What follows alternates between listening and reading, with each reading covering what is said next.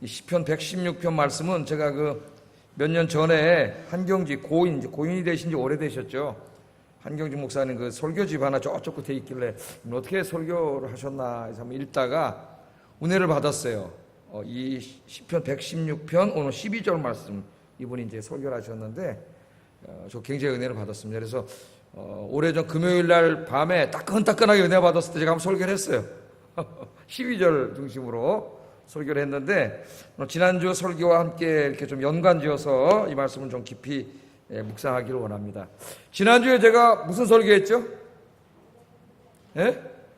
하나님의 은혜를 헛되게 하지 말라. 잘 기억하고 계셔요. 하나님의 은혜를 헛되게 하지 말라. 하나님의 놀라운 은혜로 우리가 죄사함 받고 구원받았습니다. 또 하나님께서 우리에게 영원한 생명을 주셨고 또 하나님의 자녀가 되게 해주셨고 하나님 나라에서 영원히 살 수 있는 복을 주셨어요. 뿐만 아니고 우리가 이 험난한 이 광야 같은 세상에 살아가는 동안도 하나님께서 늘 지켜주세요. 태풍이 오든 풍랑이 오든 하나님이 늘 지켜주시고 우리의 살 길을 또 어떻게 인도해 주시고 우리가 기도할 때마다 응답해 주십니다. 그게 다 하나님의 은혜예요. 은혜. 그 놀라운 하나님의 우리가 은혜를 받았죠. 하나님의 은혜로 구원을 받았습니다. 그래서 제가 지난주에 뭐라 그랬어요? 하나님이 왜 우리를 구원해 주셨다 그랬습니까? 첫째는 우리를 너무나 사랑하시기 때문에 하나님이 세상을 이처럼 사랑하사 독생자를 주셨으니 이는 저를 믿는 자마다 멸망치 않고 영생을 얻게 하려 하십니다. 너무 사랑하셨기 때문에 우리를 구원해 주셨고 두 번째 목적이 있다 그랬죠. 두 번째 목적은 뭐예요? 저와 여러분을 하나님께서 사용하시기 위해서 하나님께서 이 세상을 구원하시고 하나님의 나라를 새롭게 창조해 가시는데 저와 여러분을 쓰기 위해서 하나님이 구원해 주셨다 그랬어요.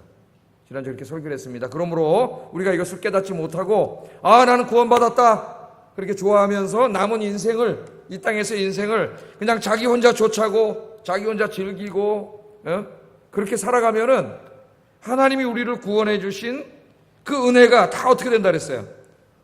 헛되게 된다 그랬잖아요. 헛되게. 하나님은 우리를 구원해 주셔서 우리를 통하여 함께 일하시기를 원하시는데 우리가 이 세상을 구원하고 사람들을 구원하고 이 죄로 오염되고 파괴된 세상을 새롭게 창조하는데 하나님 우리를 쓰시려고 구원해 주셨는데 우리가 그런 일에 관심 갖지 않고 먹고 마시고 즐기고 놀고 이런 세상 즐기는 데다가 다 인생을 낭비해 버리면 하나님께서 우리를 구원해 주신 은혜가 어떻게 되는 거예요? 수포로 돌아가는 거죠. 다 헛되이 되는 거다. 그래서 제가 지난 시간에 설교하면서 남은 인생은 우리가 그렇게 살면 안 되고 하나님의 은혜를 받은 사람들은 하나님의 은혜에 합당한 삶을 살아야 됩니다. 그렇게 제가 설교를 했어요. 이제 오늘 설교를 한번 연관을 지켜보세요. 오늘은 여호와께서 내게 주신 은혜를 무엇으로 보답할까? 우리가 지난주 설교를 듣고 깨달았습니다. 그렇게 살면 안 되는 거구나. 근데 깨달았다고 내가 그렇게 살 수 있는 건 아니에요. 우리 인간은 이성적인 존재이면서도 굉장히 감정적인 존재입니다. 그러니까 이성적으로 깨닫는 게 중요하죠. 그러나 이성적으로만 깨달았다고 행동이 다 바뀌는 게 아니에요. 그럼 다 바뀌게 그냥 세상이. 다 바뀌지 않아요. 하나님의 은혜를 헛되게 하는 삶을 살아서 안 되겠구나. 지난 시간에 깨달았습니다. 그러나 그게 정말 내 삶을 통해서 실천되려면은 그 은혜가 내 안에 깊이 어떻게 돼요? 체험돼야 돼요. 체험되어지고 느껴져야 돼요. 하나님의 은혜에 대한 감사가. 그래야 그러한 삶을 실천할 수가 있어요. 오늘은 바로 그런 말씀입니다. 그런 말씀이에요. 12절이 핵심인데 12절 한번 읽어보겠습니다. 12절 시작.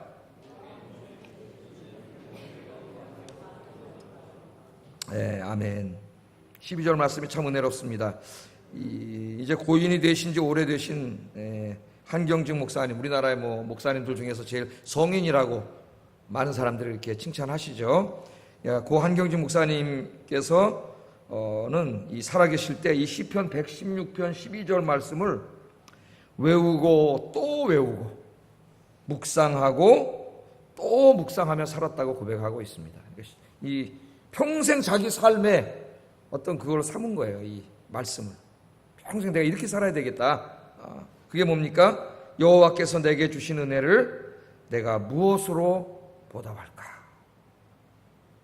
이 말씀을 계속 묵상했다는 거예요. 묵상하고 읽고 그러면서 하나님께서 내게 베풀어 주신 은혜가 너무 큰데, 나를 구원하시고 날 하나님의 자녀 삼아 주시고 나에게 영생을 주시고 천국을 선물로 주시고 매일매일 목사님이니까 목회하는데 인도해 주신, 지켜주신 그 하나님의 은혜를 생각할 때마다 그 은혜가 너무 커서 늘 이 목사님 생각에 이 하나님의 은혜에 내가 무엇으로 보답할까? 이 은혜를 내가 어떻게 보답하며 살까? 그렇게 살았다는 거예요. 평생을 그렇게 사셨다 그래요.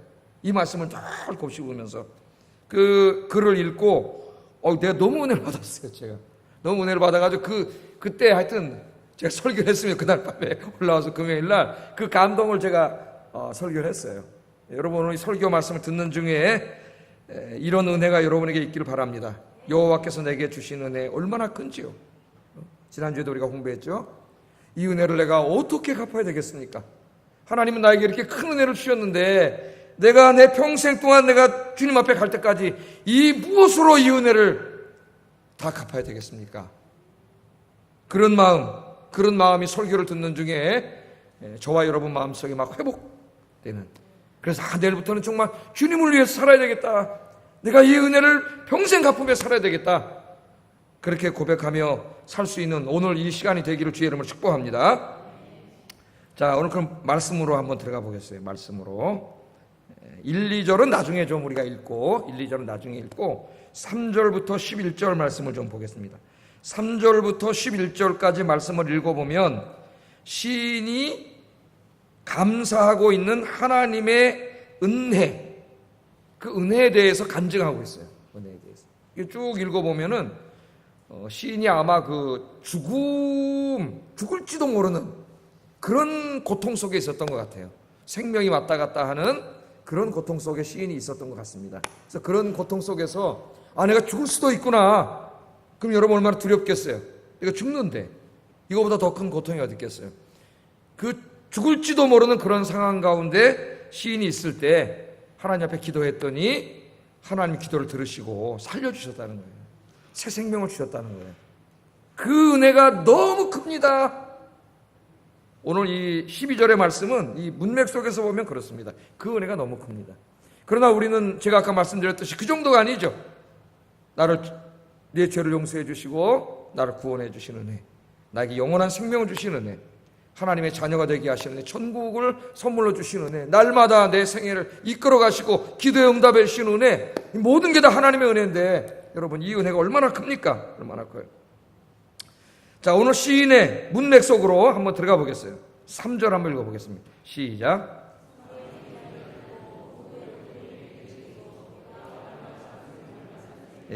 여기 때에 우리 인생의 때에 시간이죠. 어떤 때가 있습니다. 때가 있는데 이 시인이 고백하고 있는 때는 자기 인생 중에 굉장히 힘들었을 때인 것 같아요.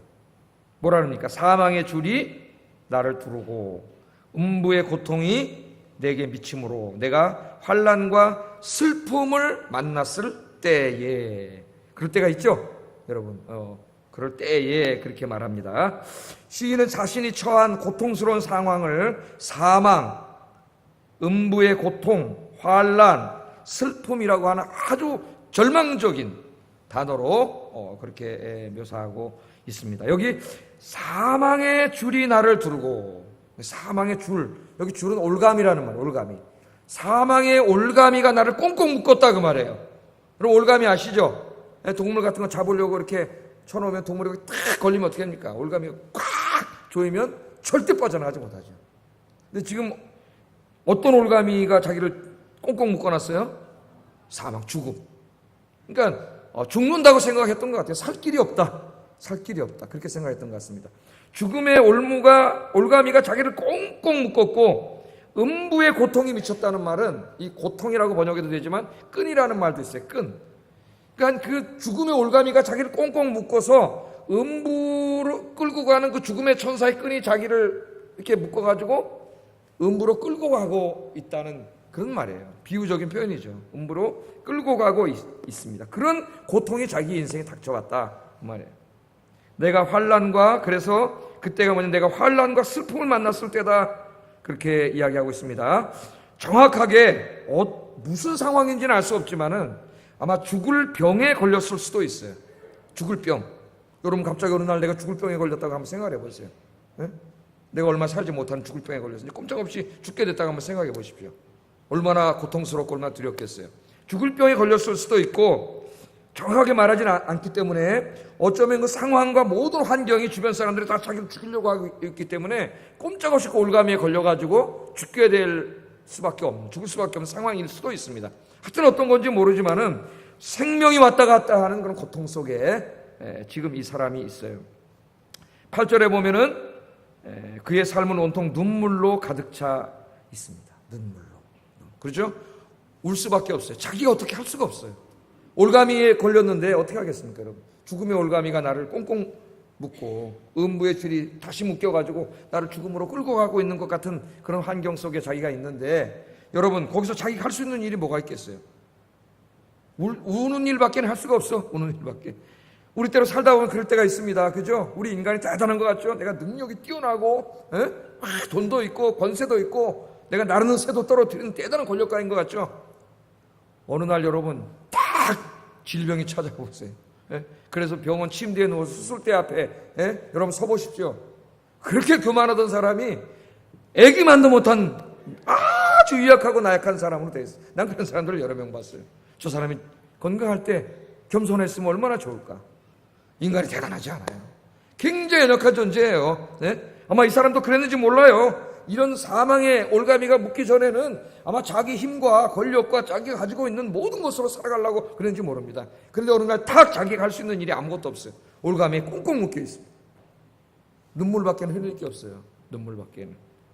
그런 상황에 있는 한 인간으로서는 답이 없어요. 그러면 사람들은 어떻게 합니까, 여러분? 지난주에도 보니까 여기 저 무슨 다리에 엄마하고 딸이 무슨 일 때문인지는 모르겠지만은 거기 가서 투신 자살을 해가지고 뛰어내려가지고 엄마는 죽고 딸만 살았다는 기사를 제가 마음이 참 아팠습니다. 무슨 일이 있었길래 저 엄마 딸이 저런 선택을 할 수밖에 없었을까? 얼마나 고통스러웠습니까? 뭔가 조금이라도 희망이 있었으면 안 그랬을 거 아니에요. 자기들의 생각에 뭔지 모르지만은 제가 다 그 사람들이 그런 고통 속에서 그 길밖에 택할 길이 없었어요. 오늘 이 말씀 3절 4절을 묶어서 다시 한번 읽어보겠습니다. 시작.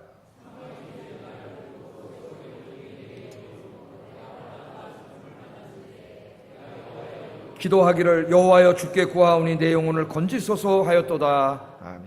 자, 3절에 보면은 사망의 줄이 나를 두르고 수월의 고통이 내게 이르므로 내가 환난과 슬픔을 만났을 때에, 아까 그 뭐냐면 자살을 선택했습니다.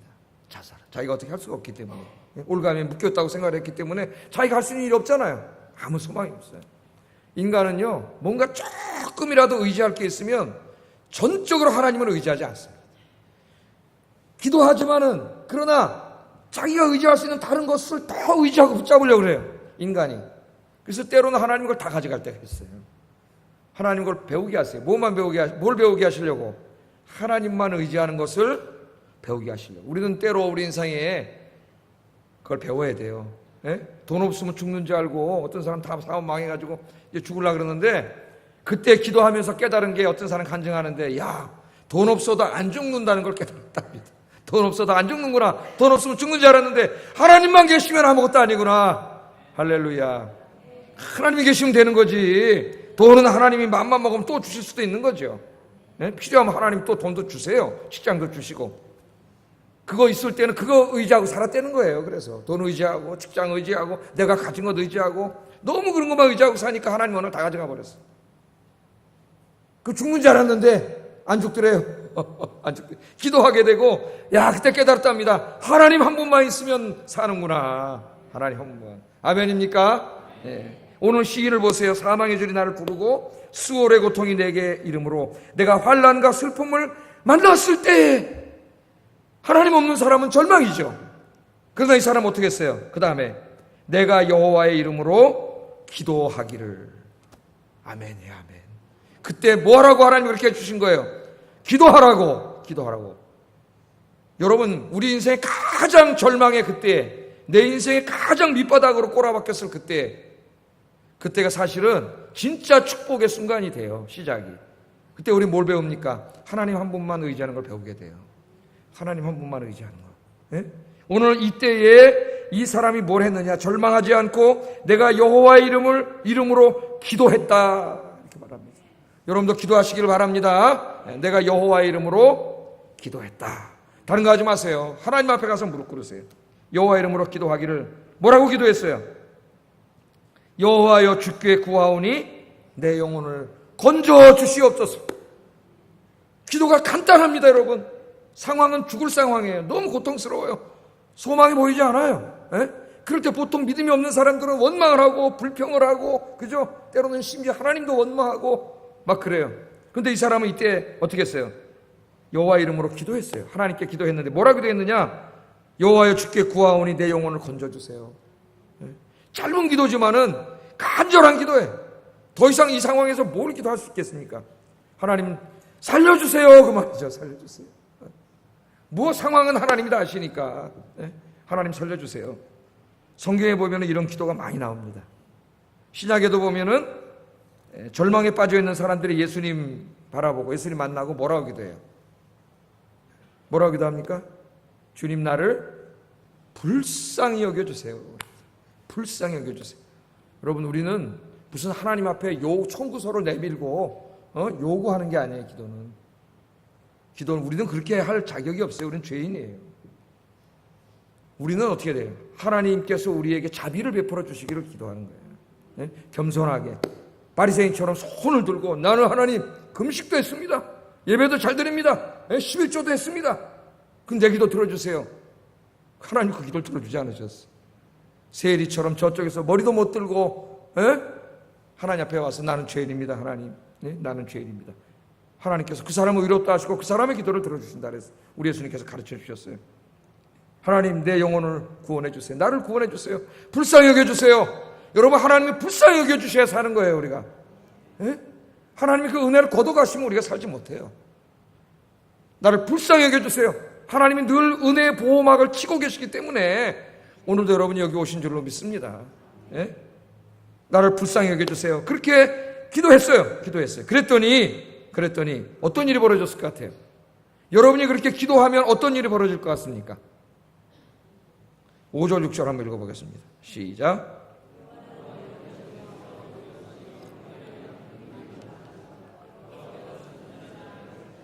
내가 어려울 때에 나를 구원하셨도다.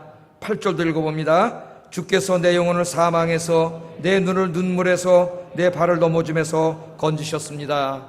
아멘. 하나님 앞에 가서 울고 기도한 사람은 반드시 이런 간증을 하게 됩니다. 왜 그럴까요? 하나님 살아계시기 때문에.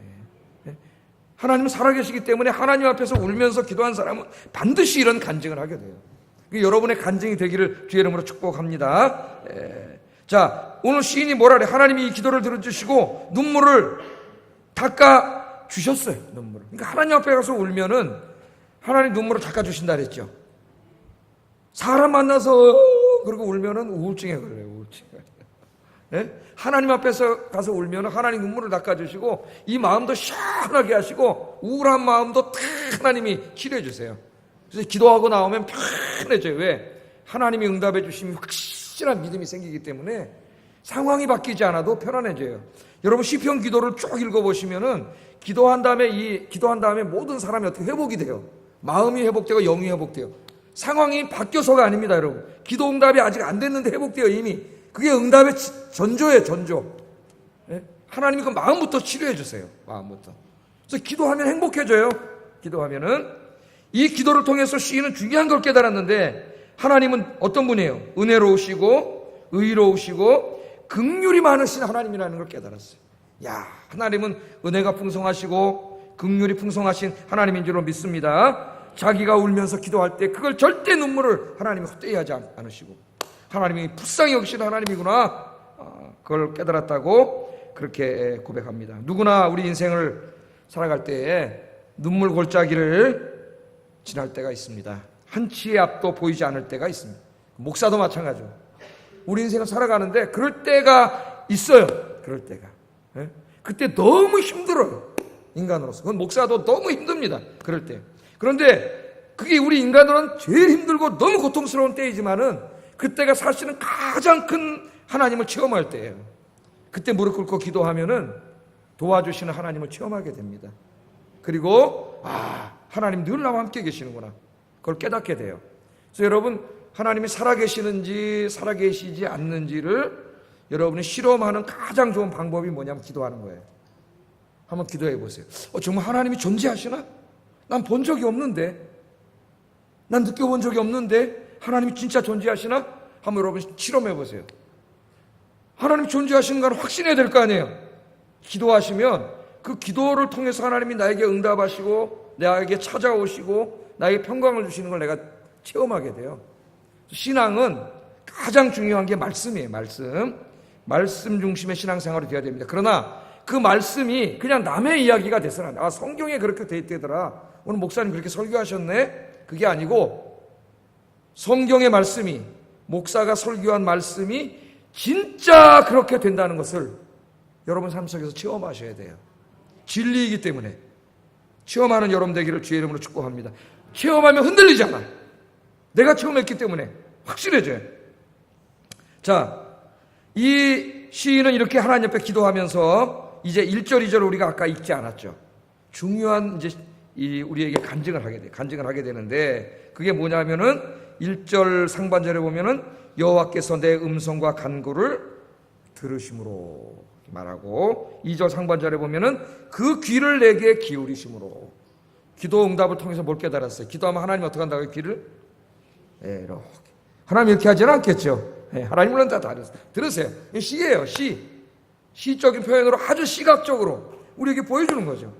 자기가 기도했더니 그 사망의 올가미가 자기를 꽁꽁 묶어가지고 음부의 줄이 거기 자기를 끌고 죽음의 터로 자기를 끌려가는 그때 이제 꼼짝없이 죽었구나, 난 절망이구나, 희망이 없구나 하는 그때 무릎 꿇고 기도했더니 하나님이 아까 8절에 내 영혼을 사망해서 내 눈을 눈물에서 내 발을 넘어지면서 건지셨다, 그렇게 고백하고 그걸 통해서 하나님은 내가 기도할 때 귀를 기울이시고 들어주시는구나, 한마디도 안 놓치시려고 하는. 물론 하나님 우리가 속삭여도 한마디도 안 놓치시죠. 그러나 그 시적인 표현이에요. 귀를 기울이시고 다 들어주십니다. 깨달았죠. 중요한 걸 깨달았죠. 하나님은 기도하면 들어주시고 응답해 주시는구나.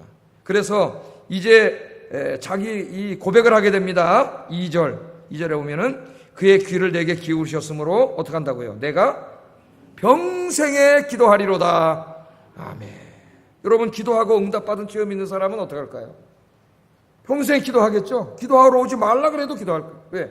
내가 기도하면 전능하신 하나님을 만나고 그분이 내 인생의 문제를 해결해 주시고 갈 길을 인도해 주시는 거를 내가 체험하는데 기도 안 할 사람이 어디 있겠어요? 그 누구도 나를 도와줄 수 없지만 하나님께서 내 길을 이끌어 가시는데, 그래서 이 사람 체험하고 깨달은 게 이제는 내 힘과 지혜로 살아가지 않겠습니다. 교만한 사람은 어떻게 해요? 자기 힘과 지혜로 살아갈라 그래요. 자기 가진 걸로 살아갈라 그래요. 교만한 거예요. 하나님 제일 싫어하세요. 이 사람은 깨달았어요. 이제는 뭐로 살아가야 돼요?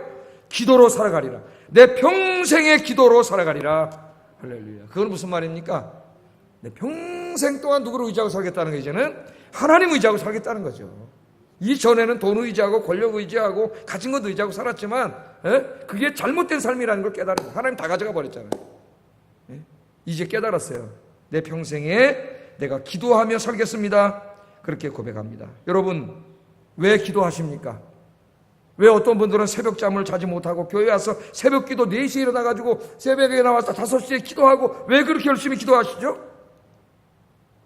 기도하면 하나님이 응답해 주시니까요. 그분들은 그 응답에 대한 체험이 있기 때문에 새벽에 나와서 기도하는 거예요. 새벽에. 제가 우스갯소리를 그랬잖아요. 내일 새벽 5시에 우리 새벽 기도실로 오면은 제가 자기 합수표 100만 원짜리 한 장씩 드리겠습니다. 그럼 여러분 어떻게 하실 것 같아요? 손자, 손녀까지 다 데리고 가셨어요. 그런데 여러분, 새벽에 나면 하나님께서 복을 주신다는데, 그거는 왜 그렇게 안 믿으세요? 왜 이렇게 안 믿으세요? 새벽에. 아까지 100만 원짜리 수표. 여러분만 나오는 게 아니라 동네 관광하면 동네 사람까지 다 올 거예요. 믿음 없는 사람도. 새벽에 왜 나와요? 하나님이 함께 하시잖아요. 새벽에 기도하면 다 하나님이 응답해 주시고 치료도 이루어지고 그날 하루 살아갈 영적인 힘도 주시고 기쁨이 넘쳐요. 기쁨이 넘쳐. 이 시인은 이 기도 응답을 통해서 중요한 걸 깨달았고 1절에 이제 진짜 1절 읽으면 이렇게 고백을 하죠. 여호와께서 내 음성과 내 간구를 들으심으로 내가 그를 사랑하는도다. 그냥 고백이 아닙니다. 주님 사랑합니다 그냥 찬송하는 게 아니에요. 하나님께서 죽음의 그 고통, 그 죽음의 절박한 상황 속에서 기도했을 때 그걸 응답해 주시고 살려주셨기 때문에 하나님의 은혜 어떻게 할까요? 너무 감사하잖아요. 그래서 내가 주님을 사랑합니다. 이 사랑이란 고백이 저 가슴 속에서 나오는 거예요. 입에서 나오는 게 아니라 주님만 사랑합니다 이런 찬송이 아니고 정말 주님만 사랑합니다 그런 마음으로 찬송 부르는 사람은 울어요. 그 찬송 부를 때 그냥 주님만 사랑 유행가 부르듯이 주님만 사랑합니다 이러면은 그 은혜가 없어요. 그러나 정말 그 주님을 사랑하는 마음이 속에서 은혜를 깨닫고 부르면 눈물이 나와요. 눈물이 나와요. 찬송 부를 때 눈물이 납니다. 이 은혜가 여러분에게 가득하게 되기를 주의 이름으로 축복합니다. 이 은혜를 고백한 거예요. 11절까지 고백하면서 이제 12절 고백이 난 겁니다. 12절. 이 놀라운 은혜를 생각하면서 이제 이 사람이 하나님 앞에 무릎 꿇고 생각을 하는 거죠. 내게 주신 모든 은혜를 내가 여호와께 무엇으로 보답할까? 여러분 나를 죽음에서 살려주셨는데 여러분 내가 어떤 한 사람에게 조금 은혜를 입어도 그죠? 내가 어려울 때 누가 도와주는 분이 있잖아요. 그 은혜를 내가 입어도 얼마나 감사합니까? 그 사람에게. 하나님의 놀라운 은혜를 우리가 입었잖아요. 내게 주신 모든 은혜를 내가 여호와께 무엇으로 보답할까? 무엇으로 보답할까? 여러분 이런 고민을 한번 해보세요. 무엇으로 보답할까? 그러면서 이 사람이 고백한 첫째, 내가 여호와의 이름을 하나님의 이름을 모든 사람들 앞에서 높이겠습니다. 높이겠습니다. 그렇게 고백을 해요. 그게 무슨 말인가? 13절 한번 읽어보겠습니다. 시작.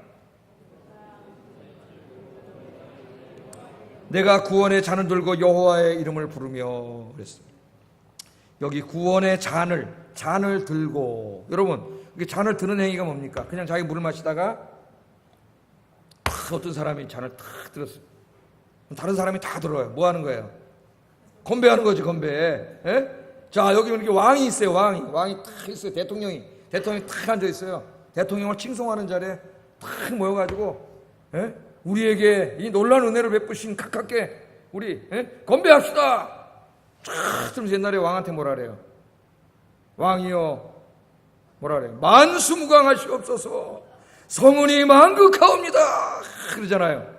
그 모습하고 똑같은 거예요. 이게 하나님의 왕이신 하나님, 그 전지전능하시고 온 우주를 창조하신 그 왕이신 하나님, 그 하나님께서 자기의 은혜를 베풀어 주셨지 않습니까? 그래서 많은 사람들 앞에 건배하는 거예요. 잔을 드는 거예요. 그 하나님의 이름을 높이는 거예요. 왕에게 소문이 만극합니다. 만수무강하시옵소서 하는 그 마음으로, 그 마음 정도 갖고 되겠습니까? 하나님께 하는데 하나님 앞에 잔을 들고 하나님의 이름을 사람들 앞에 높이고 영광스럽게 하는 거죠. 그날 왕이 얼마나 영광받고 기분이 좋아지겠어요? 영광하는 거예요. 사람들은 무슨 잔을 들어요 그때? 술잔을 들지. 술잔. 오늘 시인은 무슨 잔을 들어요? 내가 구원의 잔을 들고. 여러분 다 구원 받으셨죠? 맞습니까? 하나님 매일 일상 속에 여러분 구원해 주시죠? 삶의 문제들. 그럼 우린 다 구원의 잔이 가득 차 있어요. 이 구원의 잔을 들고 누구를 높이는 거예요? 하나님의 이름을 높이는 거죠. 하나님의 이름. 하나님의 은혜를 창송하고 성은이 만극합니다. 하나님. 왕까지 왕이 뭘 성은이 만극하다고 하나님 정말 하나님의 은혜가 만극합니다. 하나님 영광 받으소서. 그러면서 하나님의 이름을 높이는 거예요. 시인은 이렇게 함으로 하나님의 놀라운 은혜, 자기 자신에게만 베푸는 은혜가 아니라 결국 여러분 모두에게 베푸신 하나님의 은혜, 이 하나님의 은혜를 찬송하면서 하나님의 이름을 높이고 있어요. 그게 바로 뭐 하는 거예요? 간증하는 거죠. 하나님의 이름을 높이세요. 자기 자랑하지 말고. 교만한 사람은 자기 얘기를 자꾸 하려고 해요. 정말 은혜 받은 사람은 누구 얘기를 해요? 하나님 얘기를 해요. 다 하나님의 은혜입니다. 그럼 듣는 사람이 엄청나게 은혜를 받아요. 자기 자랑하면은 너 잘났다 뽕 그러세요. 다 내가 한 게 아니라 하나님이 하신 겁니다. 하나님의 그게 간증이고 그게 전도 아니겠어요, 여러분? 선교학적인 입장에서 접근하면 그게 전도예요. 전도가 뭐예요? 하나님께서 내게 베풀어 주신 죄사함과 구원의 이 놀라운 은혜를 높이고 사람들에게 이야기하고 당신도 이 은혜 받고 사세요. 그렇게 얘기하는 거예요. 여러분, 이 주님의 은혜를 받은 자로서 이 은혜를 사람들에게 가서 이야기하고 하나님의 이름을 높이세요. 하나님이 없다 그러고 무신론을 주장하고 까부는 자들에게 하나님이 살아계시고 하나님이 은혜를 주시기 때문에 당신이 살아있다고 하는 거, 저 햇빛은 누가 주는 거예요? 이 공기는 다 누가 준 거예요? 하나님의 은혜를 선포하는 여러분 되기를 주의 이름으로 축복합니다. 두 번째는 뭐라고 자기가 어떻게 살겠다고 얘기하냐면은 내가 평생 여호와 하나님을 예배하며 찬양하며 살겠습니다. 17절 18절 읽어보겠습니다. 시작. 내가 여호와께 서원한 것을 그의 모든 백성이 보는 앞에서 내가 지키리이다. 아멘. 자, 한번 생각해 보세요. 하나님이 내게 베풀어 주신 이 은혜, 여호와의 은혜를 내가 무엇으로 보답할고, 내가 사람들 앞에 가서 이 놀라운 은혜를 이야기함으로 하나님의 이름을 높이겠습니다. 첫 번째 그랬죠. 그리고 두 번째는 뭐예요? 내가 내 평생에 이제 주님께 감사제를 드리겠습니다. 감사제사, 감사제사, 감사예배. 제사를 지내려면 예물을 드려야 되고 좌에 가서 예배를 드려야 되죠. 내 평생 감사하며 살겠습니다. 이 예배가 뭡니까, 여러분? 우리에게 베풀어 주신 하나님의 은혜가 너무 감사해서 감사와 찬양과 영광을 돌리는 게 예배예요. 예배는 먼저 내가 하나님께 뭘 받는 게 아니에요. 먼저 하나님의 은혜를 너무 감사해서 내가 하나님께 드리는 거야. 여러분, 몸을 드리고 시간을 드리고 돈을 드리고 다 드리는 거예요, 하나님 앞에. 그러면 그렇게 성령과 진리로 예배드린 자들에게 하나님이 은혜를 주세요. 하나님 받고만 계시지 않아요. 몇 수십 배로 하나님 몇백 배로 주세요. 하나님이 은혜를 주시는 거예요. 이 예배는 바로 감사예요. 감사가 넘치기 바랍니다. 감사. 예. 그런데 시인이 뭐라 그럽니까? 내가 서원한 것을 그의 모든 백성이 보는 앞에서 내가 지키겠습니다. 그러니까 뭔가 서운한 것 같아. 너무 힘들 때 우리 그렇게 서운하잖아요. 하나님 이번 기도 들어주시면 내가 정말 남은 인생은 주님을 위해 살겠습니다. 한 번씩은 다 해봤을걸요, 아마. 잘 지키고 계실란가 모르게요. 예? 서운을 한 것 같아요. 근데 19절에 보면은 뭐라 그래요? 예루살렘아, 내 한가운데에서 곧 여호와의 성전뜰에서 지키리로다. 그 서원을 성전뜰에서 지킨다 그러니까 뭔가 성전과 연관된 서원을 한 것 같아요. 그죠? 그래서 문맥에서 보면은 아마 이게 주님을 평생 감사 찬양하고 높이면서 예배의 삶을 먼저 서원한 것 같고, 또 성전에서 사람들이 보는 앞에서 지킨다는 걸 봐서는 뭔가 성전에 내가 하나님 앞에 드리겠습니다, 뭔지는 모르지만 하나님의 전을 위해서 드리겠습니다를 고백했는데, 그것들을 사람들이 다 보는 앞에 내가 하나님 앞에 드리겠습니다, 영광스럽게 드리겠습니다, 그렇게 고백하고 있습니다. 하나님의 은혜를 정말 금방 잊어버리는 사람이 있어요. 은혜를 잊어먹는 사람 뭐라 그래요, 여러분? 배은 망덕한 자라리죠. 그죠? 여러분이 사랑과 은혜를 베풀어 줬는데 저 사람이 잊어먹고 감사하지도 않고 살면 여러분 기분 좋아요, 나빠요? 저 배은 망덕한 인간이 다 있다. 그러죠? 물론 우리 하나님 그러시진 않겠지만은 은혜를 잊어먹지 마세요. 모든 게 하나님의 은혜인데 은혜를 기억할 때 항상 감사, 찬양, 영광과 존귀를 여러분 오늘부터 평생 동안 하나님께 돌려드리기를 주의 이름으로 축복합니다. 마지막으로 시인은 그 주님의 은혜 내가 무엇으로 보답할고, 주님의 이름을 많은 사람 앞에 높이고, 그죠? 감사와 찬양과 존귀와 영광을 하나님께 돌리고, 그 다음에는 뭐예요? 세 번째는 내가 이제 평생 주님만 섬기며 살겠습니다. 16절 한번 읽어보겠습니다. 시작.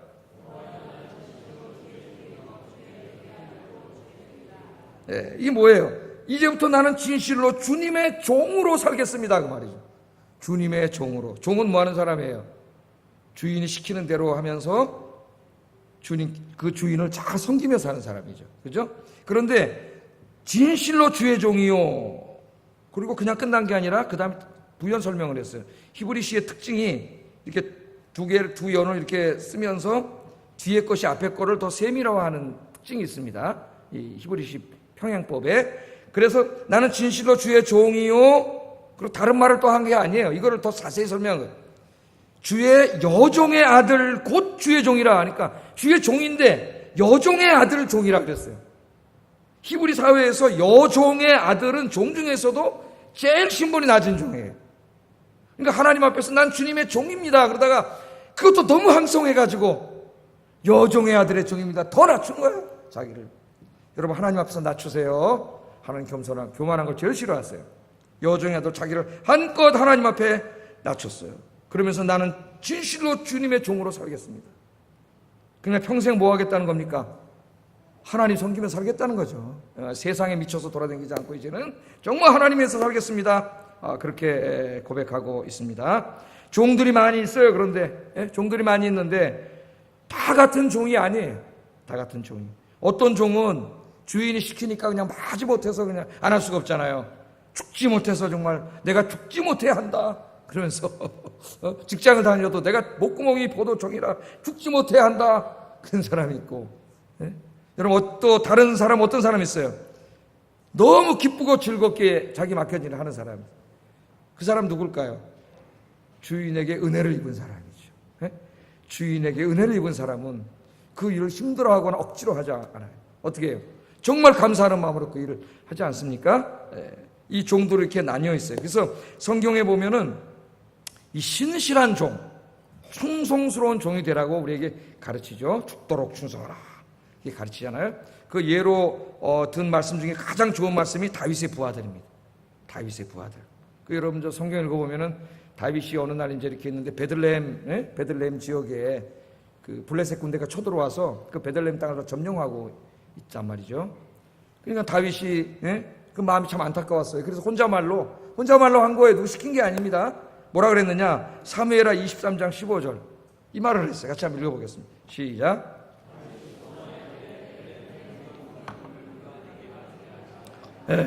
거기 저 누가 있어요? 블레셋 군대가 있는데 지금 다윗이 소원하이르되 베들레헴 성문 곁 우물물을 누가 내게 마시게 할까?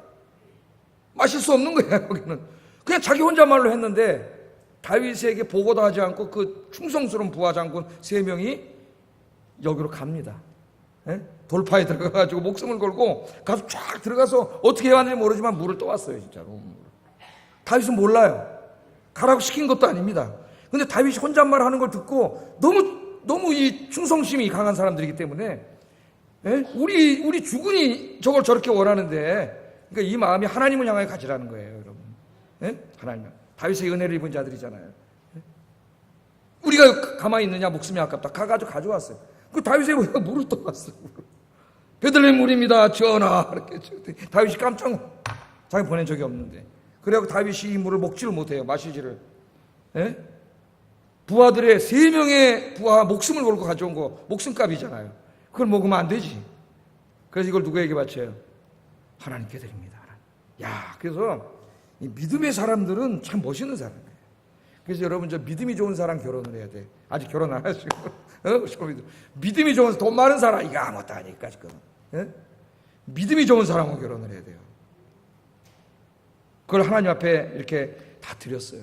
그걸 하나님 우리에게 말해 주시면서 우리 그리스도인들이 다 이렇게 신실한 사람이 돼야 된다. 어디 가서 말썽 피우고 자꾸 이런저런 뒷얘기, 그리스도인이 이런 걸 하는 게 아니에요. 어디 가든지 그리스도인은 어떤 사람이 되어야 돼요? 신실한. 여러분 있는 곳에서 신실한 사람이 되세요. 그게 직장이든 어디든. 정말 그리스도인들은 이게 정말 앞뒤아르고 뒤다르지 않다. 정말 신실하다. 우리 그렇게 살아야 되고, 특별히 누구에게? 하나님께 충성을 다해야 됩니다. 여러분 그 다윗의 아들인 솔로몬도 왕을 했죠. 왕을 하면서 많은 사람들과 함께 일했습니다. 신하들이 많았어요. 그런데 모든 사람들이 다 맡은 일을 진실하고 성실하게 하는 건 아니라는 걸 깨달았어요, 솔로몬이. 어떤 사람은 왕인 자신 앞에서는 열심히 하는 것 같은데 자기만 없으면 뒤에 가서는 딴짓하고 생겨요. 열심히 하지도 않고. 그러나 어떤 사람은 자기가 있든 없든 맡겨진 일을 굉장히 열심히 하는 사람이 있는 거예요, 이 사람들이. 그래서 여러분 옛날부터 이 권력자들은 뭘 테스트하냐면 충성심을 테스트합니다. 충성심. 그래서 우리 조선시대에도 이 왕들이 충성심을 어떻게 테스트해요? 태종 이방원 같이 막 힘이 센 왕은 자기 아들한테 양위를 해, 양위. 어느 날 갑자기 양위한다 그래요. 그럼 신하들이 어떻게 하나 보는 거지, 이제. 안 됩니다, 전하. 이래야지. 아이고, 이제 그만 쉬세요. 그랬더니 그건 죽는 거예요. 가지고. 그 양위를 했어요. 그리고 보는 거예요, 뒤에서. 어떻게 하고 있나 딱 봐. 그러다 누가 다 죽었어요? 자기 처남들 다 죽였지. 자기를 위해서 충성을 다 처남들이 세자 때 와서 이러니까 외척 다 죽여버리지 않았어요? 예? 이게 권력자들이 하는 거예요. 충성심을 테스트해요. 테스트. 그래서 제가 한 가지만 더 말씀을 드리면은 옛날에 그 세조 있잖아요. 또 세조가 이제 그 자기 어린 단종 조카를 죽이고 이제 왕위를 찬탈했다 그러죠. 그런데 이제 그 훌륭한 학자들 중에서 신숙주는 사육신 쪽에 들지 않고 세조와 손을 잡고 이제 새로운 왕조를 개척하는데, 신숙주하고 모사꾼인 한 명의, 자 여러분 잘 아시는 두 사람이 이제 기둥이 돼가지고 세조 정권을 이끄는데, 국가가 이제 안정됐을 때 어느 날 이 세조가 자기 세자도 불러가지고 자기 목숨을 함께하니 대신 둘하고 넷이서 이제 술을 마셔. 영광이죠, 영광. 왕이.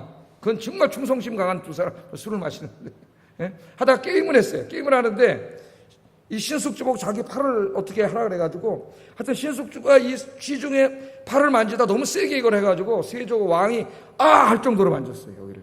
세자가 깜짝 놀랐겠죠. 다른 신하 같으면 어떻게 돼요? 당장 죽는 거지 이게. 그 신숙주니까. 그랬더니 나중에 이렇게 뒤에서 세자한테 이 세조가 귓속말을 하는 거죠. 나는 이렇게 놀지만 너는 신하들하고 절대 이렇게 놀면 안 된다. 왜? 이 두 사람 자기랑 목숨을 같이 하고 구태타를 한 사람이지만 너는 이렇게 놀면 안 된다는 거예요. 근데 이 얘기를 한 명이가 들었어요. 그래가지고 왕이 신숙주를 절대 신뢰하지 않는구나, 충성심을. 그걸 깨달았습니다. 그래서 밤에 집으로 갔는데, 신숙주는 학자예요. 술을 아무리 마셔도 한두 시간 자고 일어나서 책을 읽는답니다, 밤새도록. 신숙주가. 사실 신숙주가 있었기 때문에 세조가 있는 거죠. 그런 브레인이 있으니까. 근데 그날 이제 딱 돌아갔는데 진짜 한두 시간 있다 일어나서 책을 읽는 거예요. 근데 한 명은 이미 깨달았어요. 책을 읽으면 안 돼, 그날 밤에. 그래가지고 자기 종을 보내요, 신숙주한테. 예? 보내서 뭐라 그래? 오늘 밤은 책을 읽지 말고 그냥 주무시라 여쭈어라. 그러는 거예요. 신숙주가 책을 읽으려고 일어났는데 한 명의 친구죠, 종이 와가지고 오늘 그냥 주무시랍니다. 그러니까 신숙주가 깨달았어요. 얼른 덮고 불 끄고 자버린 거예요. 아니나 다를까 세조가 보낸 거예요, 사람을. 오늘 네가 가서 보는데 신숙주가 불을 끄고 자면은 계속 취중에 실수한 것이고, 만약에 일어나서 평소처럼 책을 다시 읽고 있으면은 술 취한 걸 빙자해서 일부러 나한테 한 일부러 고의로 그럼 죽는 거예요 이제. 사람을 보냈는데 신숙주는 학자지만 그런 정치 감각은 없거든. 한 명이 딱 눈치챘어요. 오늘은 주무시라였죠. 자기 친구잖아. 그 자가지고 살았다는 얘기가 있어요. 그러니까 제가 왜 이 얘기를 했냐면은 이 권력자들은 충성심을 다 믿지 못해요. 충성. 그래서 항상 테스트해요. 지금도 청와대 있는 분도 마찬가지예요. 그래서 그 밑에 뭐가 끼어요? 서로 모함하고 고해 바치고 이래가지고 아마 저 같은 머리통 터져 죽을 거예요, 저기 앉아있으면. 전하, 저놈이 뒤에서 뭔짓 합니다. 각하, 저놈이 이게 하루에도 수도 없이 올라오기 때문에 솔로몬이 그걸 알았어요. 솔로몬도 얼마나 똑똑한 사람이에요. 그 솔로몬이 이런 얘기를 해요. 잠언 25장 13절 읽어보겠습니다. 시작.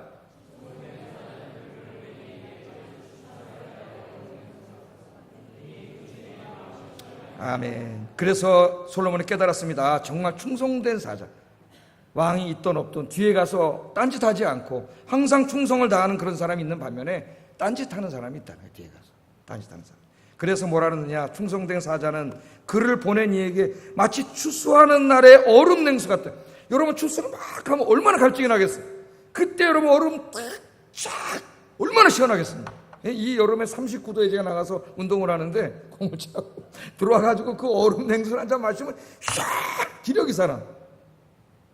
신실한 종은, 충실한 종은 어떻다고요? 추수 때 얼음 냉수 같아서 주인의 마음을 시원하게. 여러분들 어디 가셨어서 인간적으로 여러분인 곳에서 그렇게 하시기를 주의 이름으로 축복합니다. 그러나 더욱더 오늘 이 말씀은 하나님께 적용돼야 돼요. 하나님의 근심과 걱정거리가 되지 말고, 여러분 남은 인생을 오늘 시인이 고백하고 있는 것처럼 여러분의 남은 인생을 하나님의 마음을 시원하게 해드리는 여러분 되시기를 주의 이름으로 축복합니다. 신실하게, 진실하게 평생 동안 하나님을 잘 섬기고 하나님의 몸된 교회를 신실하게 섬겨서 하나님의 마음을 시원하게 해드리는 여러분 효자들, 효녀들 되시고 중신들 되시기를 주의 이름으로 축복합니다. 기도하겠습니다.